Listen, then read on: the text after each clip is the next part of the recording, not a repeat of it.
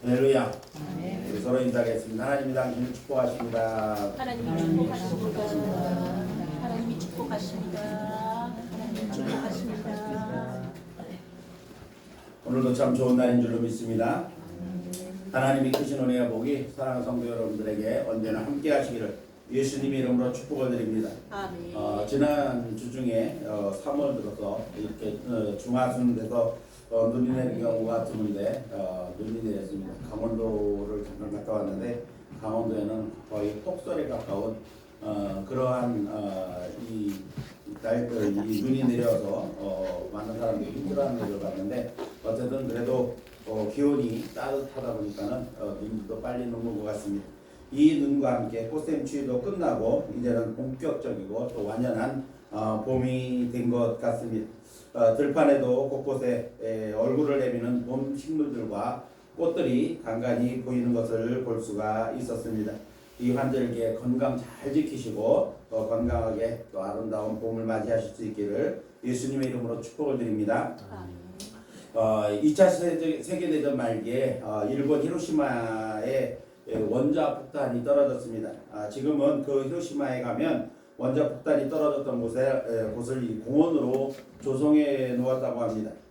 그곳에 가면 많은 사람들이 충격을 받는 것이 하나 있다고 합니다. 그것은 뭐냐면 미국이 원자 폭탄을 투하하기 전에 며칠 전부터 원자 폭탄이 투하되면 다 죽으니까 피난을 가라고 경고했던 그러한 문구들이 있다고 합니다. 그 경고문에는 시민 여러분 1945년 8월 6일에 원자 폭탄을 투하할 예정이오니 그 전에 빨리 50km 반경 밖으로 피난을 가십시오라고 하는 그러한 경고가 적힌 글들을 적어서 전단지를 아마 비행기로 많이 뿌렸던 모양입니다. 그런데 대부분의 일본 사람들은 그것을 믿지를 않았다고 합니다. 미국 놈들이 전쟁에 지게 생겼으니까 그것은 거짓말하는 것이다 라고 하는 그러한 생각을 가진 사람이 있었고, 또 어떤 사람들은 이 히로시마에 30만 명이나 살고 있는데 이 30만 명을 다 죽일 만한 폭탄이 어디 있느냐라고 믿지를 않은 사람들도 있었습니다. 또 어떤 사람들은 정말 이 말이 사실일까라고 하는 고민으로 피난을 갈까 말까 망설이다가 그때 가서 뭐 상황 봐서 하지 이런 생각을 가졌다가 이 원폭 피해를 입은 그러한 사람들도 있었다고 합니다. 결국은 사람들이 이런저런 눈치 잡히고 이런저런 이유 때문에 피난을 가지 않았다고 합니다. 그러나 거짓말인 줄 알았던 그 일이 1945년 8월 6일에 서쪽에서 비행기 한 대가 날아와서 원자 폭탄을 히로시마에 투하했고 쾅 하고 번쩍이는 순간에 히로시마의 시민 30만 명이 죽음을 당했다고 합니다. 멀리서 바라본 사람들도 핵폭풍 때문에 많은 고통을 당하기도 하고 죽음을 겪기도 했다고 합니다. 왜 그런 불행을 당했을까요? 간곡한 권고를 받아들이지 않았기 때문입니다. 그들에게 주어진 경고를 무시했기 때문인 것입니다. 우리나라 속담에 설마가 사람 잡는다라고 하는 그런 말이 있습니다. 천국과 지옥은 지옥의 경우가 바로 그런 말인 것입니다. 많은 사람은 지옥에 관한 경고를 무시하고 살아갑니다. 설마 그런 곳이 있겠는가? 얼마 없겠지라고 생각을 합니다. 죽으면 끝인데 뭐가 상관이 있겠느냐라고 말하는 사람도 있습니다. 그래도 하나님은 사랑이신데 사랑의 하나님이 사람이 살만한 곳을 만들어 놓으셨겠지라고 하는 그러한 생각도 합니다. 그리고 죽고 난 뒤에 지옥에 가서 땅을 치고 후회하는 사람들이, 지옥 간 사람들이 대부분이라고 합니다. 지옥은 분명히 있습니다. 그러므로 지옥의 존재에 대하여 우리는 경각심을 가지고 살아가야 합니다. 전도자인 D.L. 무디는 말하기를 지옥이 없다면 모든 성경책은 다 불태워져야 한다. 또 지옥이 없다면 많은 시간과 돈을 들여 예배당을 지을 필요가 없고 있는 예배당도 다 사교장으로 만들어야 한다라고 말을 했다고 합니다. 그렇습니다. 지옥이 없다면 기독교의 복음은 인류 최대의 사기가 되는 것이고 또 지옥을 주장하는 목사님들은 가장 악랄한 사기꾼일 수밖에 없습니다. 기독교는 공산주의가 이야기하는 것처럼 정말 인민의 아편일 수가 있는 것입니다. 그러나 만약 정말로 지옥이 존재한다고 한다면 지옥을 피할 수 있는 가르쳐주는 기독교 복음은 인류에게 있어서 가장 기쁜 소식이고 놀라운 소식이고 또 유일한 소망이 아닐 수가 없는 것입니다. 그러므로 우리는 천국에 대한 확신과 지옥에 대한 경각심을 가지고 이 분명한 사실을 알지 못하는 다른 사람들에게 이야기해서 그들이 함께 지옥을 피해 천국을 갈 수 있는 길을 제공하는 저와 여러분이 되어져야 할 줄로 믿습니다. 자, 우리는 지난 3주간에 걸쳐서 씨 뿌리는 비유의 말씀을 통해서 세 종류의 밭의 상황과 그렇게 된 즉 길가와 같은 밭, 돌밭 그리고 가시떨기가 무성한 그러한 잡초밭의 원인이 무엇인가, 그리고 해결 방법은 또 어떤 것이 있는가에 대한 말씀을 들었습니다. 길가와 돌밭 그리고 이런 마음의 밭은 교만과 독선 그리고 무지와 태만이 이 말씀의 씨앗이 뿌리를 내리지 못하게 하고 또 껍데기뿐인 신앙을 만들어서 결국은 아무런 열매도 맺지 못하게 하는데 이것의 적은 바로 내부적인 내 안에 있는 상황이라고 하는 겁니다. 그리고 잡초가 무성한 밭은 세상의 염려와 재물에 대한 욕심 때문에 이루어지는 것으로 이것은 외부적인 적, 즉 환경이 적이라고 할 수 있는데, 이런 문제를 해결할 수 있는 공통적인 방법은 뭐냐면 눈물로 회개해서 땅을 부드럽게 만들어야 된다. 그리고 갈아엎어야 된다. 그리고 돌을 골라내고 잡초를 뽑아내는 결단과 수고의 인내가 이러한 땅들을 기름진 좋은 땅으로 만들어서 30배, 60배, 100배의 결실을 할 수 있다라고 말씀드린 것이 바로 지난 시간까지의 말씀입니다. 오늘은 네 번째 밭의 마지막으로서 이 옥토밭, 즉 좋은 땅에 떨어진 씨앗을 주제로 말씀을 나누려고 합니다. 본문에서 사용된 좋은 땅이라고 하는 이 말에서 좋은이라고 하는 단어는 헬라어로 칼로스라고 말을 합니다. 이 칼로스라고 하는 단어인데, 이 칼로스라고 하는 단어는 어떤 뜻이냐면 자연의 아름과 도덕적인 선한 상태를 가르치는 그러한 의미를 가지고 있는 말입니다. 다시 말하면 환경적으로 우리가 살아가는 이 자연적인 모든 아름다움, 그리고 우리가 살아가는 인간의 도덕적인 선한 상태, 이 두 가지를 모두 아우르는 것을 좋은이라고 하는 뜻을 가진 이 칼로스라고 하는 단어라고 하는 것입니다. 좋은 땅은 기름지고 수분이 충분할 뿐만 아니라 햇볕이 잘 드는 곳에 위치한 땅입니다. 적절한 땅인데 이 땅에는 땅심이라고 하는 것이 있습니다. 이것을 보통은 지력이라고 하는데, 땅의 힘이 보존되어 있고 또 이 농부의 손길로 잘 가꾸어서 잡초나 돌들이 자리 잡지 못하는 아주 순수한 옥토를 말하는 것이 바로 좋은 땅이라고 하는 그러한 의미인 것입니다. 이러한 순수한 옥토를 신앙의 의미와 연관지어 본다고 한다면 진리의 복음을 받아들이고 믿음의 심지가 견고하며 신앙의 순수성을 가진 성도를 가리킨다, 이렇게 말할 수가 있을 것입니다. 예수님은 오늘 본문 23절에서 씨 뿌리는 비유의 해석을 통해서 좋은 땅에 뿌려졌다는 것은 말씀을 듣고 깨닫는 자니 결실하여 어떤 것은 100배, 어떤 것은 60배, 그리고 어떤 것은 30배를 결실하게 되었다, 이렇게 해석을 해 주셨습니다. 앞서 세 종류 밭에 떨어진 씨앗들로 말미암아 뿌려진 씨앗의 4분의 3이 손실을 입었습니다. 길가에 떨어진 씨앗, 돌밭에 떨어진 씨앗, 그리고 잡초밭에 떨어진 씨앗은 열매를 맺지 못하는 땅이었습니다. 그러므로 좋은 땅까지 네 가지 밭에 뿌려진 씨앗들의 4분의 3이 손실을 본 겁니다. 그런데도 불구하고 좋은 땅에 떨어진 씨앗이 오늘 말씀을 보니까 100배, 60배, 30배의 결실을 통해서 좋은 땅에, 좋지 못한 땅에 떨어진 씨앗으로 말미암아 입은 손실을 보충하고도 남을 만큼 넉넉한 열매를 맺는 그러한 결과를 가져왔다라고 오늘 말씀하고 있는 것입니다. 그래서 오늘은 좋은 땅에 떨어진 씨앗, 즉 말씀을 듣고 깨달아서 풍성하게 열매를 맺는 상황, 곧 좋은 땅에 떨어진 씨앗이 되어 말씀을 깨닫고 풍성하게 결실하는 성도는 어떤 성도인가에 대하여 함께 말씀의 은혜를 나누려고 하는 겁니다. 오늘 말씀을 통해서 지금 우리의 믿음의 상황이 어떠한가, 내 마음밭이 어떠한가를 살펴보고 우리 좋은유익회 성도 여러분 모두가 30배, 60배, 100배의 결실을 하는 풍성한 결실로 주님을 기쁘시게 하는, 그래서 칭찬 듣는 성도 여러분들이 되시기를 예수님의 이름으로 축복을 드립니다. 아멘. 자, 그러면 100배, 60배, 30배의 결실을 하는 좋은 땅에 떨어진 씨앗과 같은 성도는 어떤 성도입니까? 첫 번째로는 말씀을 듣고 깨닫는 성도가 좋은 땅에 떨어진 씨앗과 같은 성도라는 겁니다. 오늘 본문 말씀에서 예수님은 좋은 땅에 뿌려졌다는 씨앗에 대하여 이렇게 말씀하고 있습니다. 먼저 말씀을 깨닫는 사람이다, 이렇게 말씀하고 있습니다. 자, 말씀을 깨닫다고 했는데 이 말씀의 의미는 말씀을 대하는 성도의 자세를 의미하고 있는 말씀입니다. 즉 하나님의 말씀을 대함에 있어서 그 말씀을 진지하게 귀 기울여 듣는 성도들을 의미하는 것입니다. 마치 사도행전 17장에 나오는 베레아 지역의 성도들의 모습을 우리가 연상케 하는 그러한 말씀입니다.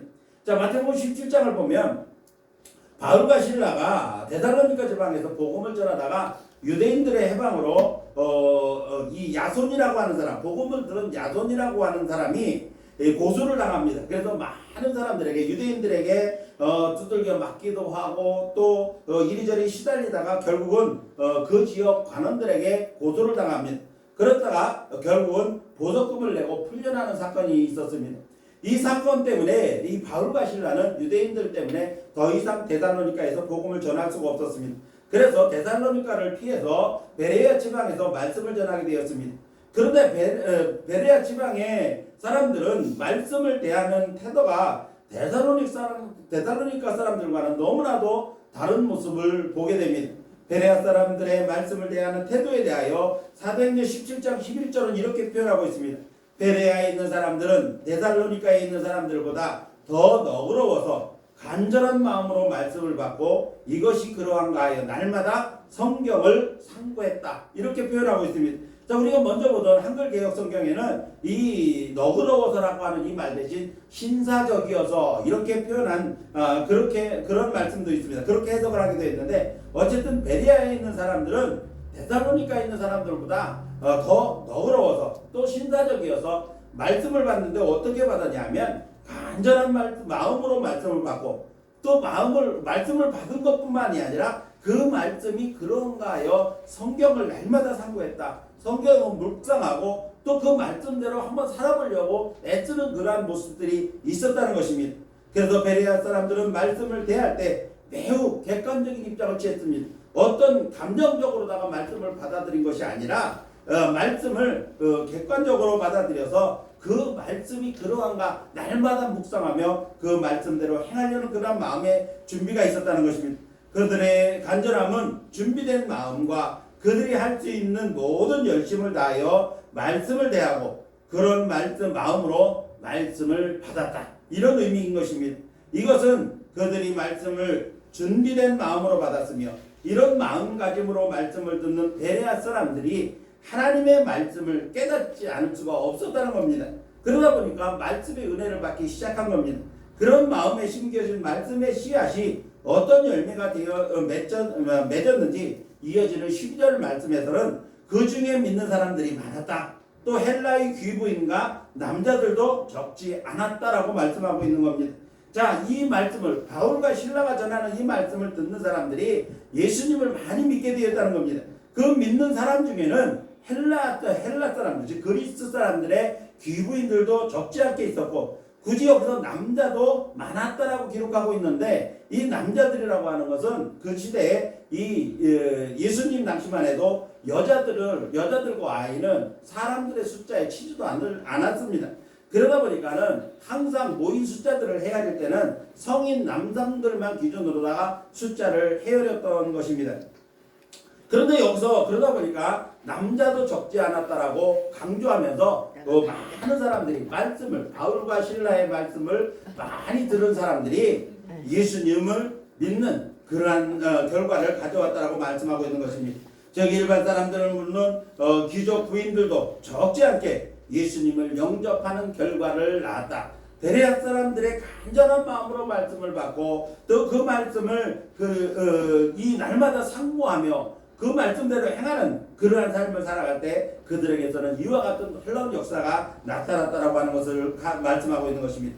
사랑하는 성도 여러분, 여러분은 어떤 자세로 하나님의 말씀을 대하고 있습니까? 그냥 아무런 생각 없이 습관적으로 말씀을 읽고 또 말씀을 대하고 계시지는 않습니까? 아니면 베레아 사람들처럼 준비된 마음으로 말씀을 대하여 읽을 때마다 그리고 들을 때마다 묵상할 때마다 그 말씀을 듣고 그 말씀을 깨닫고 그 말씀을 통해서 은혜를 받고 계십니까? 성경은 그냥 말씀이 아닙니다. 세상의 소설로 쓰여진 것도 아니고 또 세상에서 강조하는 돈을 많이 버는 법을 기록한 그러한 책도 아닙니다.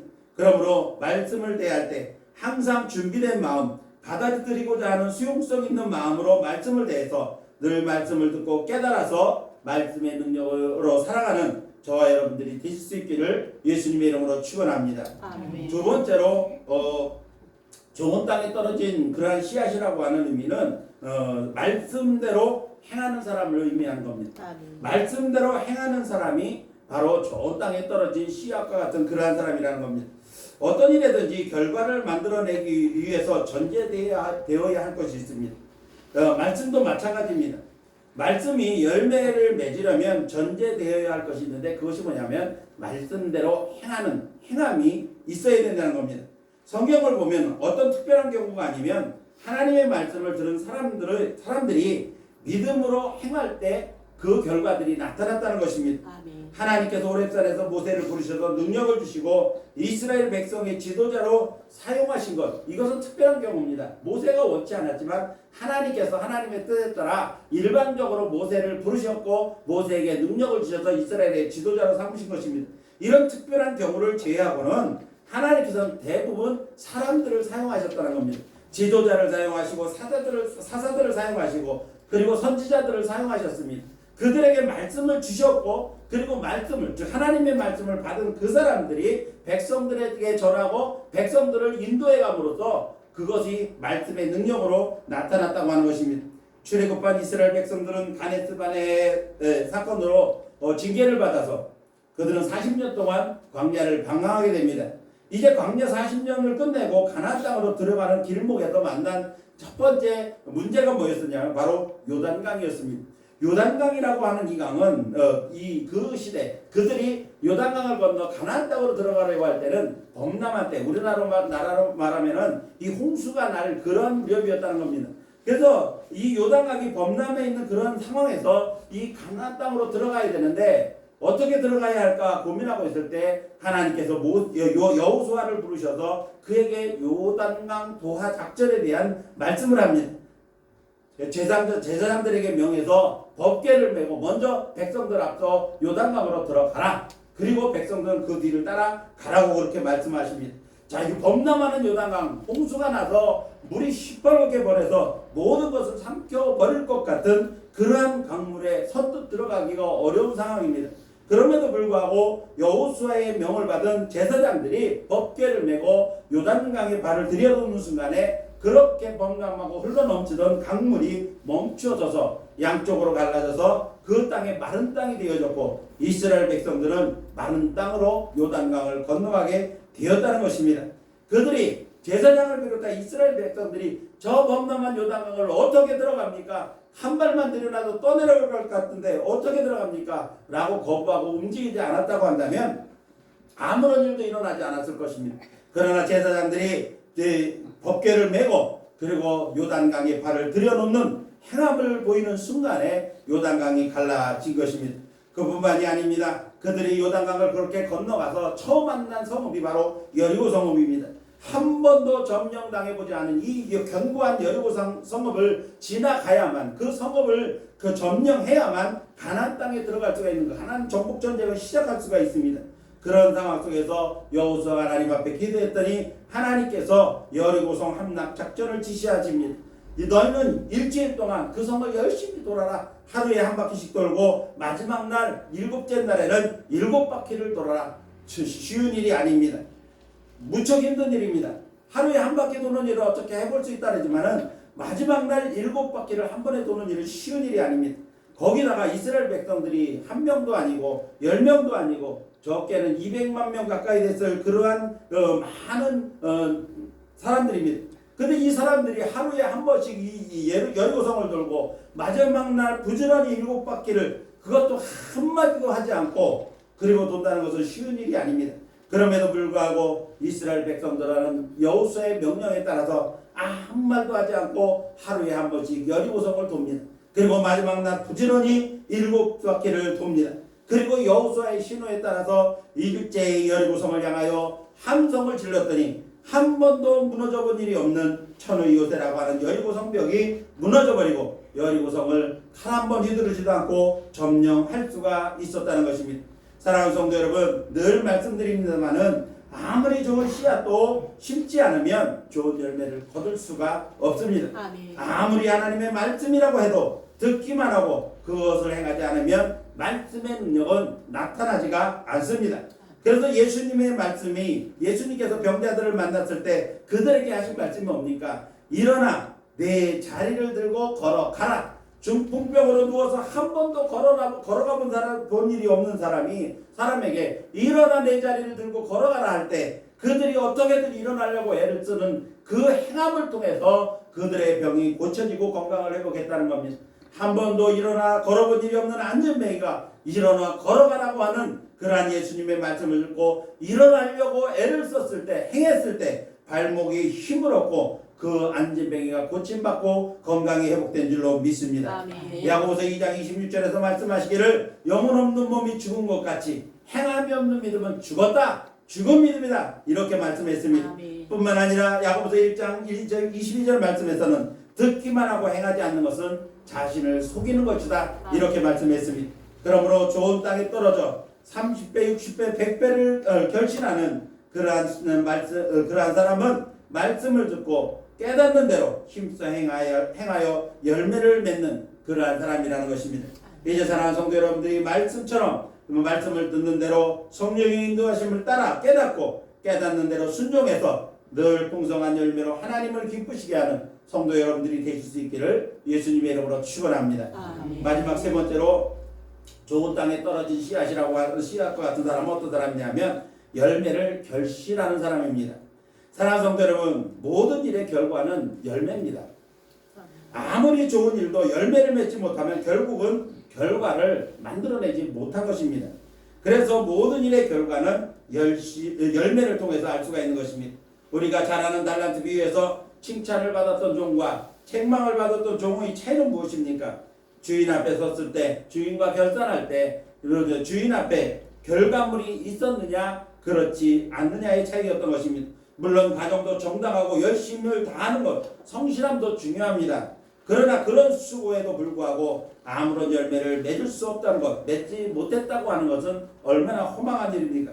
씨 뿌리는 비유에서 같은 좋은 복음과 말씀의 씨앗이 뿌려졌음에도 불구하고 100배, 60배, 30배를 결실해야 되는데 길가와 같고 돌밭과 같고 가시떨기와 같아서 아무런 열매도 맺지 못한 이유는 복음과 말씀을 듣는 사람들이 궁극적으로 자신 안에 내재되어 있는 어떠한 일에 최선을 다하지 못하는 생명력이 없는 그러한 상태를 말하는 겁니다. 생명력이 없어서 열매를 맺지 못하는 상태를 말하는 겁니다. 그러므로 생명력이 있어야, 우리 안에 생명력이 있어야 말씀이 열매를 맺을 수가 있는 것입니다. 따라서 열매의 결실 여부가 결국은 밭의 상태를 평가하는 겁니다. 길가와 같은 밭에 떨어지고 돌밭에 떨어지고 가시떨기 나무밭에 떨어진 씨앗들이 열매를 맺지 못했다고 하는 것은 뭐냐면 결국은 그 밭의 구실을 하지 못했다는 것입니다. 그런데 좋은 땅에 떨어져서 30배, 60배, 100배의 결실을 맺었다고 하는 것은 그 밭이 열매 맺을 수 있는 좋은 밭임을 인정하는 것입니다. 따라서 열매는 밭의 상태를 결정하고 보여주는 기준이 된다고 하는 것입니다. 그러므로 좋은 땅에 떨어진 씨앗임에도 불구하고 어떤 것은 또 30배를 맺기도 하고 어떤 것은 60배를 맺기도 하고 어떤 것은 100배를 맺기도 합니다. 예수님의 말씀에서도 오늘 말씀을 보니까 어떤 것은 100배, 어떤 것은 60배, 어떤 것은 30배가 되었다. 이렇게 말씀하고 있습니다. 왜 같은 땅에 떨어졌는데 결실의 차이가 있는 겁니까? 같은 장소에서 같은 말씀을 들었음에도 불구하고 결실의 차이가 있는 것이 무엇입니까? 그 이유가 무엇입니까? 그것은 각 개인의 성품과 능력의 차이에 따라서 나타나는 결과입니다. 즉 열매의 차이가 있을 수 있다는 것을 의미하는 겁니다.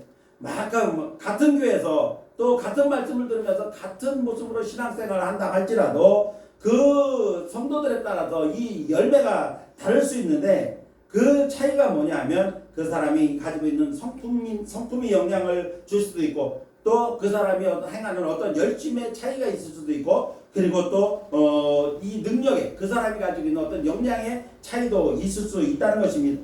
같은 밭에서 자란 곡식임에도 불구하고 모두가 동일한 동일한 결실의 양을 맺지 못할 수도 있다는 것입니다. 분명히 차이는 있습니다.